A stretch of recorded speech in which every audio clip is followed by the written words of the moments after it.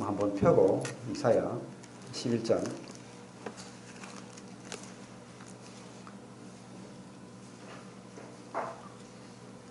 세월이 이렇게 빨리 흘러가요, 그죠?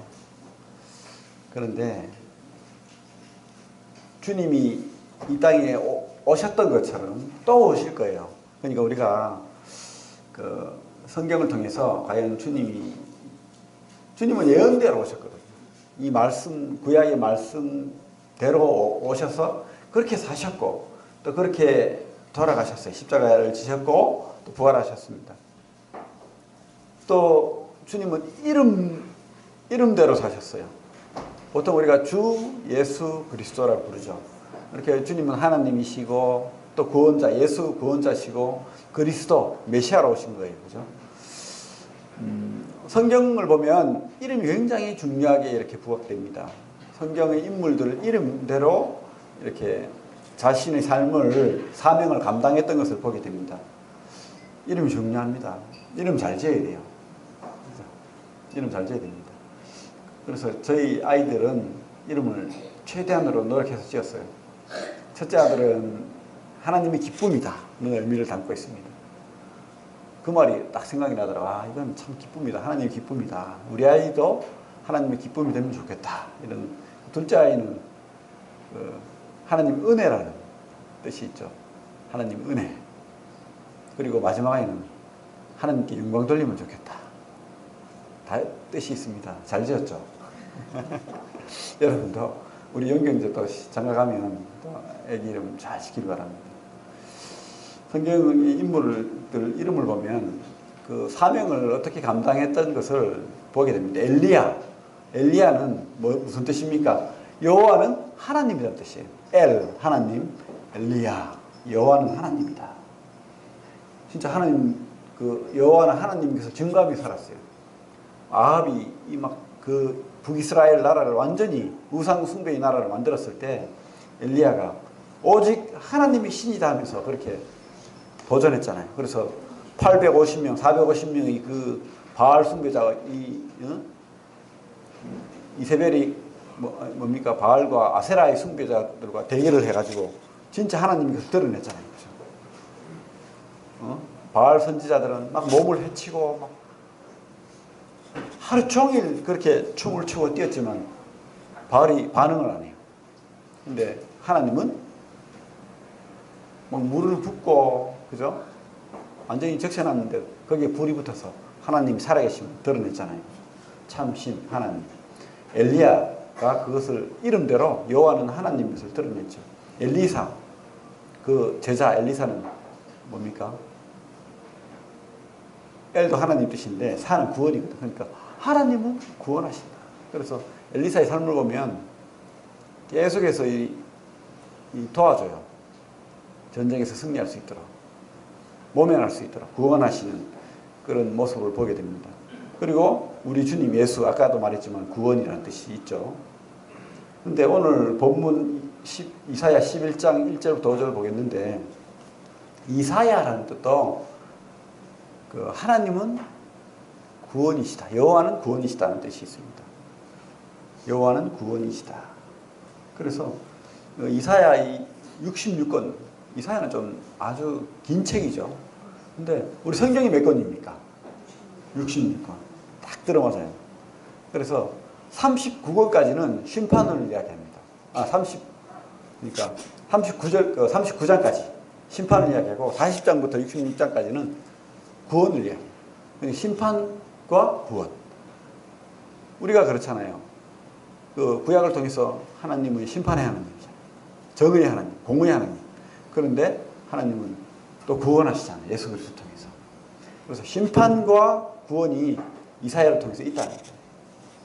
성경을 대변하는. 그래서 이사야 말씀을 제5복음서라고 합니다. 심판과 구원을 이야기하기 때문에. 이사야는 예수님 태어나기 거의 700년 전에 사람입니다. 그러니까 아주 멀리 떨어진 사람이죠. 그런데 정확하게 예수에 대해서 그렇게 예언을 아주 잘하고 있습니다. 그래서 이사야는 선지자들의 왕이다 이렇게 말하고 있습니다. 그 많은 선지자들이 그 왕정 시대부터 이렇게 일어났지만 그 중에서 이 이사야만큼 장차 오실 메시아, 장차 오실 예수의 탄생과 생애와 그 십자가를 지심과 부활하심, 이 모든 것을 정확하게 예언하는 책이 이렇게 이사야만큼 그런 예언이 없다는 거예요. 물론 그 다른 예언에 많이 있죠. 우리 구약 자체가 메시아에 대한 예언입니다. 예수님에 대한 예언이에요. 예수님이 어떤 모습으로 살지, 어떤 모습으로 올지 이것을 다 이렇게 예언해 놨는데 이사야만큼 그렇게 정확하게 이렇게 드러낸 것이 없다는 거예요. 그래서 이사야는 선지자들의 왕이다라는 말을 쓰고 있습니다. 이사야 선지자는 20대에서 80대까지 이렇게 긴 세월을 사역을 했는데 그 왕정 시대에 가장 악독한 아합보다도 더 악한 왕이 있었어요. 남유다에 누굽니까? 므낫세. 그 므낫세가 이사야가 그렇게 미웠던 것 같아요. 그래서 이사야를 톱으로 켜서 죽였다는 그런 기록이 있어요. 그렇게 생각을 하고 있죠, 보통. 우리 히브리서 11장 37절에 보면 믿음의 사람들에 대한 기록이 쭉 나오는데 톱으로 켬을 당하고 이런 말이 있어요. 그죠? 톱으로 켜서 죽임을 당하고. 거기에서 톱으로 켜서 죽임을 당한 그 인물이, 믿음의 인물이 누굽니까? 이사야라. 이사야. 그래서 순교당한 것으로 우리가 알고 있습니다. 예수를 예언하고 또 하나님의 심판과 구원을 전함으로 말미암아서 순교를 당했던 거죠. 어쨌든 이 구약 전체가 예언인데, 그죠? 예언대로 주님이 오셨어요. 창세기 3장 15절에는 뭐라고 되어 있습니까? 여자의 후손이 그 뱀의 머리를 밟는다고 하죠. 그죠? 머리를 상하게 할 것이다. 그리고 뱀은 여자의 후손의 발꿈치를 물 것이다. 거기에서 우리가 예수 그리스도께서 이 땅에 오셔서 뱀의 머리를 밟으시고 사탄을 물리치고 승리하는 그런 예언이 창세기 3장 15절부터 이렇게 돼 있는 거예요. 미리 예수에 대해서. 그러면서 3장 21절에 뭐라고 되어 있습니까? 하나님이 그 아담과 하와를 위해서 가죽옷을 입혀 주시잖아요. 자기가 그 부끄러움과 수치를 가리기 위해서 모가잎으로 가렸잖아요. 근데 그것은 곧 말라버리지 않습니까? 상징적인 의미가 있죠. 우리의 어떤 노력이나 선행으로는 하나님 앞에 구원받을 수 없다. 하나님 앞에 나올 수 없다. 그래서 하나님이 직접 뭡니까? 동물을 죽이시고 피를 흘리게 만들고 그 희생으로 가죽옷을 입혀주신 거예요. 그것이 누구를 상징합니까? 누구를 예언합니까? 예수님이죠. 그러니까 이 창세기부터 이 말라기까지 전 39권의 성경이 심판을 이야기해요. 그러면서 예수에 대한, 예수님은 구원하신다. 그 오신 메시아에 대해서 이렇게 예언이 되어 있는 거예요. 구약 전체가 이렇게 직접적으로 이렇게 주님에 대해서 이렇게 예언하기도 하고 아니면 어떤 인물, 어떤 사건을 통해 가지고 모형 뭡니까? 모델하우스. 진짜 오실 예수님 같은 그런 인물들, 뭐 예를 들면 뭐 요셉이라든지 뭐 여러 인물들이 있죠. 아브라함이라든지 이삭이라든지 이런 그런 인물들을 통해서 아니면 사건들을 통해서 모형과 그림자로 이렇게 보여주기도 하고 아니면 이사야처럼 직접 이렇게 뭐 그림 그리듯이 이렇게 예수에 대해서 보여줘요. 아, 이런 분이 오신다는 거예요. 시편에도 그렇죠. 시편도 시를 통해서 직접적으로 주님에 대해서 이렇게 예언을 하는 모습이 보입니다. 그래서 우리가 믿지 않을 수 없도록 그렇게 하는 거예요. 우리는 하나님을 믿지 않을 수 없어요. 예수를 믿지 않을 수 없습니다. 왜? 너무도 분명한 증거들이 있기 때문에.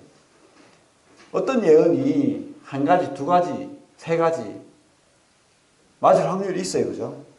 그것이 우연이든 뭐 진짜 예언이든 확률이 있긴 있어요. 한 가지, 두 가지. 근데 8가지 뭐 이상.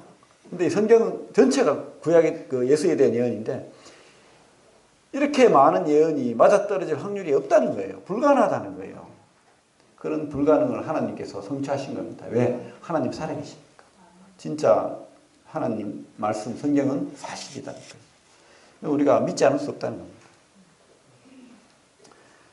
특별히 우리 이사야는 탄생, 생애, 또 성령의 부으심, 또 주님의 성격, 주님의 어떤 성품, 그리고 십자가의 달리심, 그리고 부활, 이렇게 전생에 걸쳐서 주님을 증거하고 있다는 거예요. 그래서 별명이 있어요. 이사야의 별명이 제5복음서, 마태, 마가, 누가, 요한 말고 예언된 복음서라는 거죠. 제5복음서. 제5복음서는 별명이 있습니다. 참 놀랍죠. 참 감사하죠. 우리 이사야 11장 1절부터 5절까지 짧으니까 같이 한번 읽어보겠습니다. 시작. 이새의 줄기에서 한 싹이 나며 그 뿌리에서 한 가지가 나서 결실할 것이요 그 위에 여호와의 영 곧 지혜와 총명의 영이요 모략과 재능의 영이요 지식과 여호와를 경외하는 영이 강림하시리니 그가 여호와를 경외함으로 즐거움을 삼을 것이며 그의 눈에 보이는 대로 심판하지 아니하며 그의 귀에 들리는 대로 판단하지 아니하며 공의로 가난한 자를 심판하며 정직으로 세상의 겸손한 자를 판단할 것이며 그 입의 막대기로 세상을 치며 그 입술의 기운으로 악인을 죽일 것이며 공의로 그의 허리띠를 삼으며 성실로 그의 몸의 띠를 삼으리라. 예. 그래서 우리가 첫 구절부터 보면 이새의 줄기에서 한 싹이 나며, 이새가 누굽니까? 다윗의 아버지잖아요. 그죠?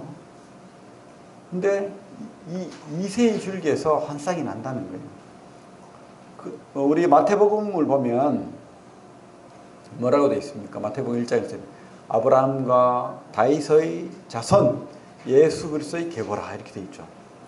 우리 창세기 12장에 보면 아브라함을 통해서 뭐라고 되어 있습니까? 땅의 모든 족속이 아브라함의 후손을 통해서 복을 받을 것이다. 복을 얻을 것이다. 이렇게 되어 있죠. 그 아브라함의 후손이 바로 예수죠. 그리고 그 마태복음처럼 다윗의 후손으로 오신 예수 그리스도.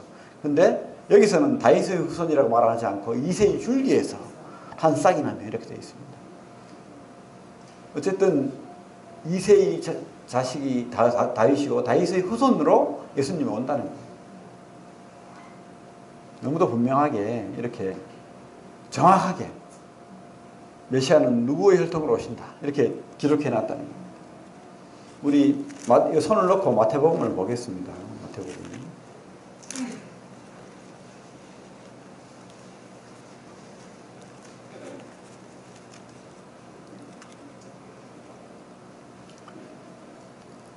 아브라함과 다윗의 자손 예수 그리스도의 계보라. 아브라함이 이삭을 낳고 이삭은 야곱을 낳고 야곱은 유다와 그의 형제들을 낳고 유다는 다말에게서 베레스와 세라를 낳고 베레스는 헤스론을 낳고 헤스론은 람을 낳고 람은 아미나답을 낳고 아미나답은 나손을 낳고 나손은 살몬을 낳고 살몬은 라합에게서 보아스를 낳고 보아스는 룻에게서 오벳을 낳고 오벳은 이새를 낳고 이새는 다윗 왕을 낳으니라. 다윗은 우리아에게서 솔로몬을 낳고 이러면서 쭉 나가서는 드디어 이제 16절에 야곱은 마리아의 남편 요셉을 낳았으니 마리아에게서 그리스도라 칭하는 예수가 나시니라. 이렇게 되어 있습니다. 우리 족보를 보면 특별히 이렇게 마태복음 족보를 보면 아주 특이합니다. 참 별로 이렇게 숨기고 싶은 여인들의 이름이 쭉 나와요. 특별히 유다는 다말에게서. 다말은 누굽니까? 유다의 며느리잖아요. 참 이해가 가지 않는 그런 부끄러운 숨기고 싶은 그런 족보가 여기 등장합니다. 구약도 그 다윗의 할머니 되는 룻 이야기가 나오잖아요. 룻기에 나오면 룻기 끝에 보면 룻의 그 이방 여인 룻, 그 이방 여인이 어떻게 그 다윗의 또 메시아의 계보에 오를 수 있는지 여기 분명히 또 룻이라는 말이 나와요. 또 살몬은 라합에게서. 라합은 누굽니까? 기생이거든. 참 입에 담기도 쉽지 않은 그런데 복을 얻은 자가 된 거예요. 메시아의 계보에 오른 여인. 또 가장 또 부끄러운 다윗은 밧세바에게서 솔로몬을 낳고, 밧세바는 하나님이 싫어하는 간음죄를 지은 그런 여인입니다. 물론 밧세바가 지은 게 아니고 이 다윗의 어떤 죄죠. 이런 참 불미스러운 사실을 성경은 기록하고 있다. 너무도 분명하게. 그리고 예언대로 라합에게서 또 룻에게서 다말에게서 이게 정확한 기록이 있었고 그 기록대로 주님께서 오셨다는 것을 마태복음 말하고 있는 거예요. 예언대로. 그러니까 이 성경이 믿을 수 있다는 거예요. 다른 어떤 경전은 아주 아름답게만 적어놨습니다. 허물은 다 가리고. 근데 성경은 오히려 그렇잖아요. 올해 이 인생들의 죄악을 다 드러냅니다.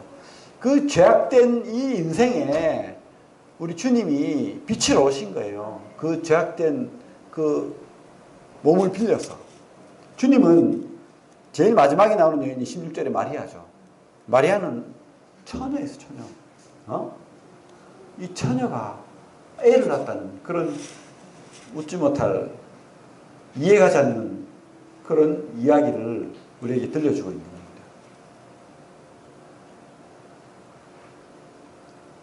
그런데 이것을 우리가 믿을 수 있는 것은 라합에게서, 다말에게서, 룻에게서 오신 그 메시아의 족보가 그대로 우리에게 연결된다는 겁니다. 처녀가 잉태의 아들을 낳을 것이요 그 이름을 임마누엘이라 하리라. 너무도 분명하게 가감할 수 없는 그런 사실을 기록해 놓은 겁니다. 그러니까 이 예언대로 이 마리아가 처녀로서 성령으로 주님을 잉태하고 아기 예수를 놓게 되는 거예요. 주님은 이 죄 있는 여인의 몸을 통해서 빌려서 태어났지만 어떻게 잉태됐습니까? 성령으로 잉태된 거예요. 하나님의 영으로, 그죠? 그래서 죄가 없는 상태로 태어난 거예요. 주님은 하나님이시기 때문에 죄가 없으세요. 그래서 죄 없는 상태로 아기로 오신 거예요. 700년 전에 이런 예언이 있다는 거예요. 그러면서 뭐라고 했습니까? 임마누엘. 임마누엘 뜻이 뭐라고요? 하나님이 우리와 함께 하신다. 이 아기 예수로 오신 그 예수님이 하나님이시라. 임마누엘. 그래서 우리 주님은 이 임마누엘의 뜻은 우리 주님에 대해서 말하고 있는 겁니다. 주님의 이름은 임마누엘은 아닙니다. 그죠? 하지만 그 주님의 그 의미를 드러내는 거예요. 뭡니까? 주님은 하나님이시죠. 그리고 하나님과 사람 사이의 중보자라. 사람과 하나님 사이에 또 중보자로서 오신 거예요. 하나님이 우리와 함께 하신다. 그래서 이 하나님으로부터 떠났던 이 죄인을 하나님께 연결시키는 그런 역할을 할 것이다. 이런 예언을 700년 전에 이사야를 통해서 하고 있는 거예요. 지금 임마누엘이다. 처녀가 잉태한다. 그죠? 9장 보겠습니다. 9장 6절에 보면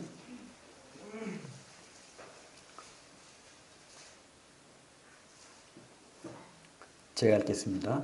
이는 한 아기가 우리에게서 낳고 한 아들을 우리에게 주신 바 되었는데 그의 어깨에는 정사를 메었고 그 이름은 기묘자라 모사라 전능하신 하나님이라 영존하신 아버지라 평강의 왕이라 할 것입니다. 예. 한 아기가 이 땅에 오는데 그가 누군지 너무도 분명하게 이야기하고 있습니다. 기묘자라. 아기로 오는데 그가 기묘자다. 기묘자라는 말은 쉽게 말하면 하나님이라는 뜻이죠. 놀라운 분이라는 뜻입니다. 신문적으로 그렇죠. 그죠? 하나님의 아들이죠. 그리고 여러 말씀으로 우리에게 놀라운 분임을 우리에게 들려주십니다. 우리 복음서를 보면 주님의 그 많은 말씀들 진짜 보면 볼수록 놀라운 말씀들이 있다는 거예요. 그리고 주님의 탄생도 그렇죠. 마리아 처녀의 배를 빌려서 오신 그 하나님께서 어떻게 한 아기로 오실 수 있는지 그 탄생부터 놀라운 거예요. 그리고 삶은 어떻습니까? 그 하나님께서 이 사람처럼 배고프시고 피곤하시고 그죠? 주무셔야 되고 이 제한이 없는 능력의 하나님께서 인간의 몸속에 갇혀버린 거예요. 한번 생각해 보세요. 여러분이 우리 죄수들 가장 괴롭히는 그 벌이 뭔지 압니까? 독방에 가두는 거예요. 그것도 막 꼼짝 못할 몸도 가눌 수 없는 그런 곳에 가둬버리면 제일 괴롭다는 거예요. 죽기보다 더 괴롭다는 거예요. 근데 주님께서는 그 자유롭고 그 놀라우신 그 하나님께서 인간의 몸 안에 갇혀버릴 거예요. 우리처럼. 그죠? 우리처럼 배고프시고 힘드시고 슬프시고, 그죠? 그리고 그분의 그 놀라운 기도와 그 능력, 죽어도 사람 살리고, 병자를 고치시고, 기적을 행하시는 그 능력. 그건 기묘자죠. 그죠? 그리고 모사라. 모사는 그 탁월한 지혜를 가진 사람이라는 뜻인데, 그렇죠.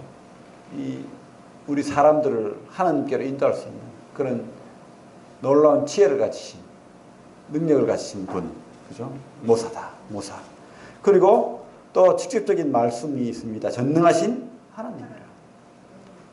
어떻게 이런 표현을, 아들인데, 아기로 태어났는데 하나님이라는 표현을 이사야가 쓰고 있습니다. 그러니까 만약에 구약에 많은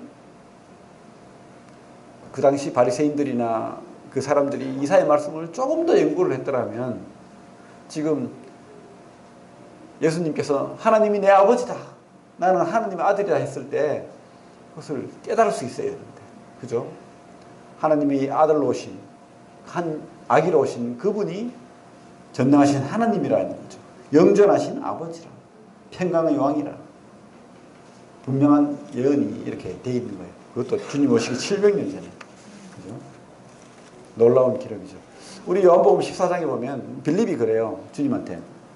하도 그 주님께서 하나님처럼 이야기하시니까 뭐 진짜 믿을 수 없어서 그런지 모르겠지만 하나님 보여달라고. 주님, 그러면 우리에게 하나님 보여주세요. 하나님 보여주세요. 그러니까 주님께서 뭐라고 했습니까? 나를 본 자는 아버지를 봤다. 그렇죠? 우리는 하나님 볼 수 없습니다. 여러분들이 이 우주를 볼 수 있습니까? 여러분들 눈으로 이 보이지 않는 미세한 세균도 못 봐요. 우리는 눈은 한계가 있는 거예요. 이 광대한 우주는 더더욱 못 봅니다. 그런데 우리 주님께서는 이 우주를 만드신, 우주보다 크신 분입니다. 그래서 우리가 하나님을 본다는 것은 말이 안 되는 거예요, 사실은. 그런데 주님께서 인간으로 오셔서 하나님 보여주신 거예요. 내가 하나님이라는 거죠. 그것을 보여주셨습니다. 그리고 요한복음 14장 27절에는 그 우리 예언의 평강의 왕이라 했잖아요. 그죠? 주님께서 직접 말씀하십니다. 뭐라고 하냐면 평안을 너에게 끼치노니 나의 평안을 내가 너에게 주는 것은 세상이 주는 것과 같지 않다. 내가 이 땅에 온 것은 평안을 위해 왔다. 평안을 끼치기 위해서. 우리 삼일행주님 아들 평안이, 그죠? 이 평안을 이 땅에 주기 위해서 왔다는 평안. 응? 그래서 평강의 왕인 거예요. 놀라운 일이죠. 우리에게 주님께서 주고 싶은 것은 평안이에요. 평안. 누구를 통해서? 예수님을 통해서. 그렇게 이 땅에 오셨다는 거예요. 한 아기로. 분명한 주님이 어떤 분으로 오실지 그렇게 이야기하고 있습니다. 그리고 11장에 넘어가서 11장 2절을 보면 그 위에 여호와 영, 곧 지혜와 총명의 영이요 모략과 재능의 영이요 지식과 여호와를 경외하는 영이 강림하시리니. 그리고 우리 이사야 61장 그 손을 놓고 61장을 보면 이사야 61장 1절 주 여호와 영이 내게 내리셨으니 이는 여호와께서 내게 기름을 부으사 가난한 자에게 아름다운 소식을 전하게 하려 하심이라. 나를 보내사 마음이 상한 자를 고치며 포로된 자에게 자유를 갇힌 자에게 노임을 선포하며. 근데 주 여호와 영이 내게 내리셨으니 돼 있죠. 그러니까 주님은 하나님의 아들이신데 아버지 하나님과 성령 하나님이 함께하는 거예요. 성령의 그 능력으로 이 땅을 사신 겁니다. 우리가 삼위 하나님이 물론 분리됩니다. 그죠? 아버지, 아들 하나님, 성령. 그런데 이 성경의 모든 모습을 통해서 보면 마태복음에 우리 그 주님께서 세례받는 모습을 보잖아요. 세례받을 때 성령이 비둘기같이 임하고 하늘에서 뭐라고 합니까? 이는 내 기뻐하는 자다. 사랑하는 아들이여 기뻐하는 자다. 함께하는 거예요. 그것을 보여주는 겁니다. 주님께서 성령의 그 함께하심을 통해서 역사하셨다는 겁니다. 사역하셨다는 거예요. 이 땅을 승리함으로 사셨다는 겁니다. 성령으로. 그렇죠? 주님은 이렇게 완전한 사람이셨지만 하나님이십니다. 그래서 성령이 함께 하십니다. 아버지가 함께 하시고 성령이 함께하는 분이었던 겁니다. 동역하는 그런 사역을 감당했다는 겁니다. 성령의 능력으로 그렇게 사셨습니다. 그리고 11장 3절에 보면 그가 여호와를 경외함으로 즐거움을 삼을 것이며 그의 눈에 보이는 대로 심판하지 아니하며 그의 귀에 들리는 대로 판단하지 아니하며. 그러니까 우리 주님이 이 땅에 성령으로 사셨고 또 이 땅에 사는 동안에 주님의 성품, 그 성격은 어떤 분이냐 하면 여호와를 경외함으로 즐거움을 삼는 그런 분이셨다는 겁니다. 그래서 우리가 주님의 그 모든 성격을, 모든 성품을 이야기할 때 여호와를 경외하는 것 빼면은 주님을 설명할 수가 없다는 거예요. 오직 주님의 말씀대로, 하나님 말씀대로 이 땅에 오셔서 하나님 말씀대로 사시고 하나님 말씀대로 그렇게 사역하시고 하나님을 높이기 위해서, 아버지를 높이기 위해서 그렇게 다 삶을 드렸다는 겁니다. 그래서 우리 뒤에 보면 4절에 보면 공의로 가난한 자를 심판하며 정직으로 세상의 겸손한 자를 판단할 것이며 그 입의 막대기로 세상을 치며 그 입술의 기운으로 악인을 죽일 것이며 공의로 그의 허리띠를 삼으며 성실로 그의 몸의 띠를 삼으리라. 공의, 정직, 성실, 그게 모든 것이 다 그 입술의 막대기로 또 세상을 치며, 이게 하나님을 경외하는 하나님의 말씀으로 이렇게 살았다는 거예요. 오직 하나님을 높이는 그런 삶을 살았다는 거죠. 하나님을 경외하는 우리 주님, 그 모습이 우리 성경을 통해서 그대로 다 예언되어 있다는 거예요. 우리 또 이사야 42장 뒤로 넘어가겠습니다.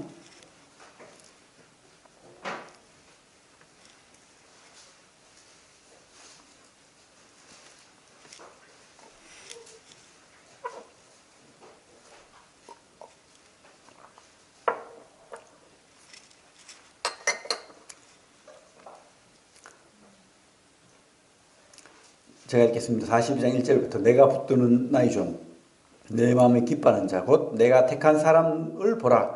내가 나의 영을 그에게 주었음즉 그가 이방의 정의를 베풀리라. 그가 외치지 아니하며 목소리를 높이지 아니하며 그 소리를 거리에 들리게 하지 아니하며 상한 갈대를 꺾지 아니하며 꺼져가는 등불을 끄지 아니하고 진실로 정의를 시행할 것이며 그는 쇠하지 아니하며 낙담하지 아니하고 세상에 정의를 세우기에 이르리니 섬들이 그 교훈을 앙망하리라.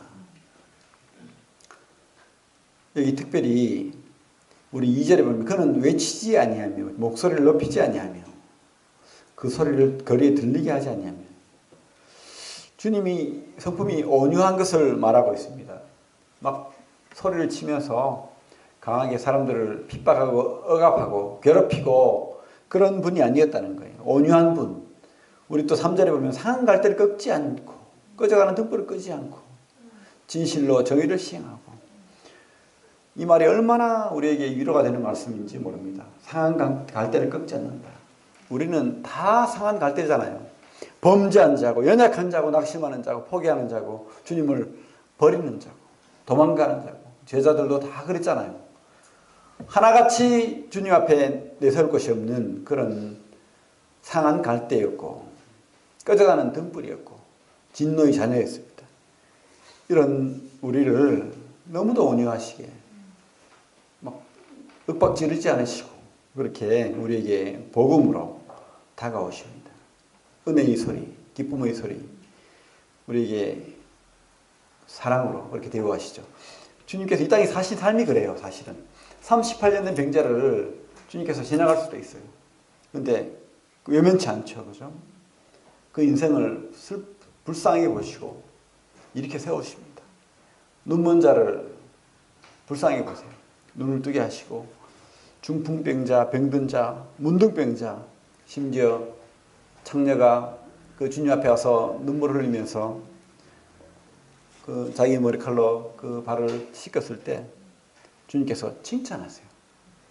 시몬의 집에 초대받았을 때 그랬죠. 시몬이 뭐라고 했습니까? 저 죄인을 몰라보는, 저 창녀를 몰라보는 저 이상한 사람이다. 이렇게 속으로 생각했지만 주님께서는 오히려 시몬을 나무랍니다. 너는 내가 들어올 때 발 씻은 물도 주지 않았는데 이 죄인이 나를 알아봤다는 거예요. 그리고 내 앞에 와서 구원받기를 원하고 있다는 겁니다. 누구든지 그죠? 이 상한 갈대든 꺼져가는 등불이든 주님 앞에만 나오면, 주님 앞에 우리가 손을 내밀고 은혜를 구하고 주님 앞에만 나오면 주님께서 외면치 않는다는 겁니다. 우리를 혼내시고 윽박지르고 그렇게 하지 않는다는 거예요. 그런 삶을 사셨잖아요. 그죠? 이 땅에 살면서 공생에 3년을 그렇게 사셨고 우리에게 은혜를 내리셨습니다. 심지어 우리 십자가 강도를 보면, 마태복음에 보면 두 강도가 다 처음에는 욕을 했어요, 주님은. 그런데 마지막에 한 강도는 어떻게 했습니까? 주님을 알아보고는 회개했잖아요. 그래서 당신의 나라에 들어갈 때 나를 기억해달라고. 그렇게 했을 때 주님께서 용서하십니다. 아까 막 저주하면서 욕했을 때는 그걸 기억하면 혼내줘야 되는데 끝까지 참으시고 용서하시는 거예요. 심지어 자기를 십자가에 박는 저 죄인들을 향해서도 용서해달라고 기도하는 겁니다. 그날 이 강도는 구원받았죠. 그죠? 주님과 함께 천국에 가는 거예요. 주님은 끝까지 용서하시고 끝까지 온유하신 그런 분입니다. 그런 삶을 끝까지 사셨어요. 십자가를 지시기까지 그렇게 사셨다는 거예요. 우리 이사야 52장 말씀 보겠습니다. 이사야 52장 13절부터 53장 전체를 보면 진짜 우리가 부인할 수 없는 그런 주님에 대한 확연한 그런 예언이 드러나는 거예요. 심지어 이 별명이 있는데 이 이사야 53장 말씀 별명은 십자가 밑에서 그림이다. 우리 승준이 그림 잘 그리는데 십자가 밑에서 주님을 보면서 그린 그림과 같다는 거예요. 그래서 별명이 십자가 밑에서 그린 그림이다. 이렇게 말하고 있습니다. 한번 봐요. 4절, 5절 한번 같이 한번 읽어보겠습니다. 시작. 그는 실로 우리 질고를 지고 우리 슬픔을 당하였거늘 우리는 생각하기를 그는 징벌을 받아 하나님께 맞으며 고난을 당한다 하였노라. 그가 찔림은 우리 허물 때문이요 그가 상함은 우리 죄악 때문이라. 그가 징계를 받음으로 우리는 평화를 누리고 그가 채찍에 맞음으로 우리는 나음을 받았도다. 그죠? 그대로 주님이 지신 그 십자가의 의미를 그대로 본 것처럼 이렇게 그리고 있습니다. 우리 구절을 봐도, 구절을 보면 그는 강포를 행하지 아니하였고 그 입에 거짓이 없었으나 그의 무덤이 악인들과 함께 있었습니다. 예언대로 이 예언을 이루시기 위해서 주님께서 그 아리마대 요셉이라는 그 부자가 자기 무덤 쓰려고 아주 좋은 무덤을 준비해 놨었는데 이 무덤 속에 주님께서 들어가셨다는 거예요. 그죠? 아리마대 요셉이 자기 무덤을 주님의 무덤으로 쓴 겁니다. 부자의 무덤에 함께 있다. 말씀대로 이렇게 되는 거예요. 말씀대로 오셨고 말씀대로 사는 거예요. 우리 주님의 십자가의 모습은 여러 특징이 있는데 첫째 특징은 뭐냐면 말 없는 순종입니다. 말씀대로 그대로 그냥. 주님 이 본성은, 인간의 본성은 뭡니까? 지기 싫어요. 맞죠? 근데 주님께서 마지막 하신 말씀 아버지의 뜻대로 될 거라고 그렇게 합니다. 그냥 순종하는 거예요. 그래서 우리가 여기서 기억해야 될 것은 불순종이 죄인 거예요. 우리 로마서 말씀처럼 불순종으로 인해서 우리가 죄인이 되는 겁니다. 아담과 하와의 그 죄가 뭡니까? 결론은 불순종인 거예요. 이 선악과 자체에 무슨 독이 있는 게 아니에요. 맛있어요. 그래서 줬잖아요. 불순종하는 거. 하나님 말씀을 어기는 이게 죄인 겁니다.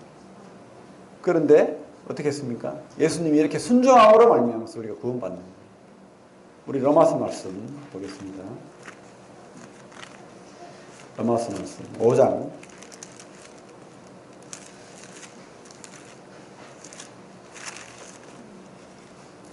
8절.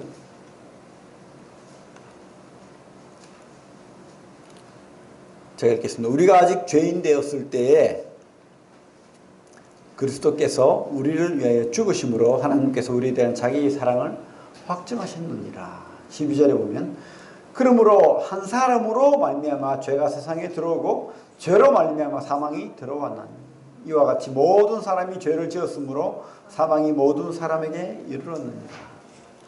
그렇죠. 아담과 하와의 그 불순종, 하나님 말씀을 어긴 그 죄로 말미암아서 우리 모든 사람이 죄인이 된 거예요. 그런데 우리 19절을 보면 같이 읽겠습니다. 19절 시작. 한 사람이 순종하지 아니함으로 많은 사람이 죄인 된 것 같이 한 사람이 순종하심으로 많은 사람이 의인이 되리라. 주님이 이렇게 주님 말씀대로 이 땅에 오셨고 말씀대로 사셨고 말씀대로 십자가를 지심으로 말미암아서 우리가 의인이 된 거예요. 아담은 하나님 말씀을 어겼어요. 불순종으로 말미암아서 죄인이 되었고 우리 주님의 그 순종하심으로 말미암아서 우리가 구원받는 의인이 되는 그런 삶을 얻게 된 것입니다. 그리고 주님의 그 십자가의 마지막 모습의 특징은 이 사람으로도 겪을 수 없는 그런 고통을 겪었다는 거예요. 이 십자가는요, 사람이 겪기에는 너무 심한 그런 고통인 거예요. 이 로마 사람들이 발명한 거예요. 발명한 거. 가장 큰 고통을 어떻게 사람에게 줄까? 그 고통을 발명한 거예요. 뭡니까? 그게 십자가. 그래서 로마 사람들한테는 십자가를 지게 하지 않습니다. 왜? 로마인이니까. 그래서 주로 쿠데타 일으키려고 하는 반역자들. 예수님도 유대인의 왕을 하는 그 반역죄로 그죠? 로마 사람들의 십자가를 친 거예요. 그 가장 심한 고통을 주는 단 1분 1초도 고통 없이 견딜 수 없는 계속된 고통이 있는 거예요. 숨을 쉴 때마다 살이 찢어지는 고통을 계속 주는 거예요. 계속 찌르는 고통을 주는 거예요. 그 가장 심한 고통을 주는 그 십자가를 주님께서 줬다는 겁니다. 지셨다는 겁니다. 왜? 그게 죄의 고통이라는 겁니다. 우리가 영원히 져야 할 그 진노의 고통, 지옥의 고통을 주님께서 감당하신 거예요. 그것을. 우리 모든 세상 사람들이 죄를 감당하시고 십자가를 치신 거예요. 그것이 주님께서 아버지의 그 말씀대로 이 땅에 오셔서 지신 십자가의 의미라는 겁니다. 그래서 그 고통의 값으로 우리를 구원하신 거예요. 주님께서 마지막 하신 말이 무엇입니까? 다 이루었다. 완성했다. 무엇으로 완성했죠? 하나님 말씀을 완성하신 거예요. 말씀대로 이 땅에 오셔서 아기로, 말씀대로 이 땅에 사셨고, 말씀대로 십자가를 지셨어요. 그 말씀을 다 이루신 거예요. 그리고 또 다른 의미가 있죠. 뭡니까? 다 갚았다. 다 지불했다. 죄의 값을 지불하신 거예요. 이제 지불할 값이 없는 거예요. 우리 믿는 자에게는. 지불할 값이 없어요. 지불할 값이 있다는 것은, 우리가 더 내야 될 값이 있다는 것은 주님의 그 피값이 부족하다는 뜻이거든. 그럴 수 없다는 겁니다. 하나님의 피값으로 우리를 사신 겁니다. 우리 로마서 6장을 보면, 6장 1절부터 보면, 그런즉 우리가 무슨 말을 하리요? 은혜를 더하게 하려고 죄에 거하겠느냐? 그럴 수 없느니라. 죄에 대하여 죽은 우리가 어찌 그 가운데 더 살리요? 무릇 그리스도 예수와 합하여 침례를 받은 우리는 그의 죽으심과 합하여 침례를 받은 줄 알지 못하느냐? 그러므로 우리가 그의 죽으심과 합하여 침례를 받음으로 그와 함께 장사되었나니 이는 아버지의 영광으로 말미암아 그리스도를 죽은 자 가운데서 살리심과 같이 우리로 또한 새 생명 가운데서 행하게 하려 함이라. 만일 우리가 그의 죽으심과 같은 모양으로 연합한 자가 되었으면 또한 그의 부활과 같은 모양으로 연합한 자도 되리라. 그래서 우리가 주님이 십자가를 지셔서 다 이루셨을 때 우리 죄값이 다 치러집니다.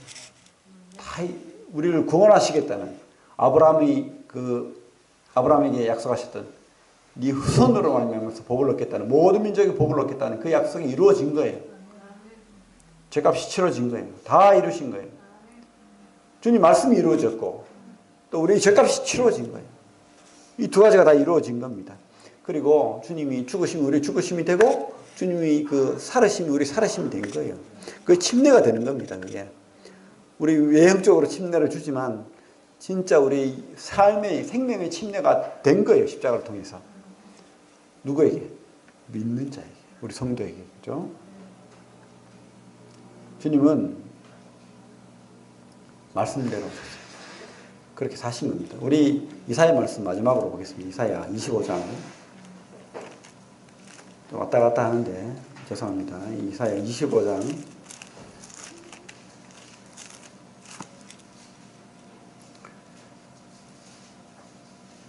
8절, 우리 이사야 25장 8절을 같이 한번 읽어보겠습니다. 페이지 995페이지 구약 시작.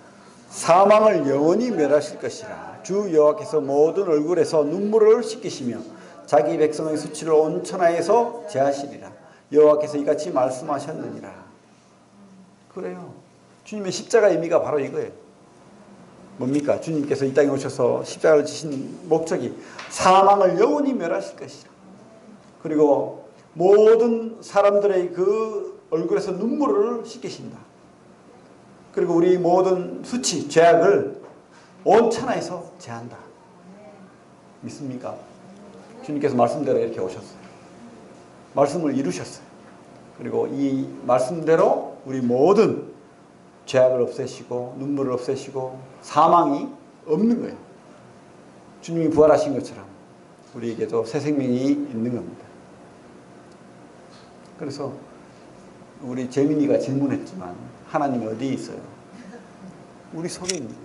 성령으로 있는 겁니다. 우리와 함께 하시는 거예요. 우리가 볼 수 없고 만질 수 없지만 여러분들과 함께 하시는 겁니다. 여러분들이 아버지라고 부르고 여러분들이 주라고 고백할 때 하나님이 되시고 구원자라고 고백할 때 그분은 우리 구원자가 되시고 말씀의 메시아가 우리 주와 구원자가 되는 거예요. 주와 구주로 우리가 이분을 믿습니다.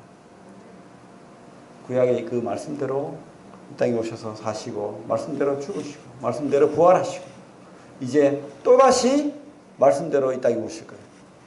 믿습니까? 그래서 우리 소망으로 사는 거예요. 우리가 사람이 희망이 없으면 행복하지 않아요. 희망 없는 삶은 행복하지 않습니다. 근데 우리에게는 희망이 있잖아. 꿈을 꾸세요. 주님이 꿈을 꾸시고 천국의 꿈을 꾸시고 이 땅에서 하나님께 영광 돌리는 또 하나님이 맡기신 사명 주님처럼 감당하는 그런 우리 성도들 다 되기를 바랍니다. 네, 감사합니다.